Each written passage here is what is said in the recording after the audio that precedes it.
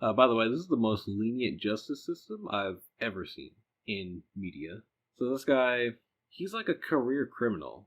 One, he can even get a job after being what is, I'm pretty sure that's a felony, what he's committed, as well as just being out and about. I mean, I don't want to like compare this too much to the real world. This would not happen. This story would not happen in the real world. I don't know. There was a kid I know about across the United States, carjacking and jacking a whole bunch of random stuff, stealing from rich people. There's a very important word you use there. Kid. How old was this guy? He started only 13, and continued until like he was 18 something. Justice system works very different for people that are under 18. So I can kind of understand that. There's typically a lot more lenient for kids. Even though this is a very lenient justice system, I absolutely feel for this man. He's trying to get a job at Baskin Robbins of all places, and he just can't because he's got a record, and it sucks. It's a story that a lot of other people can relate to in this country. Yeah, this country in particular, actually.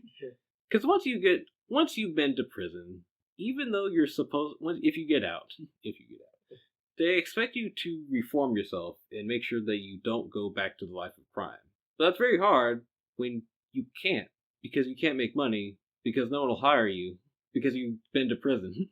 And you see that manifest in this movie where he's trying to he gets fired from Baskin Robbins and is like, you know what? It's time to start stealing again. It resonates with me because I've seen this happen in my own life to other people I know, not to me specifically, thank God. But as well as like he has, even though he specifically doesn't have to feed his daughter, he does have a family to feed. In addition to like himself, he cares a lot about his daughter, although currently being taken care of by a stepfather who does not want him near, who's a cop of all people. The irony.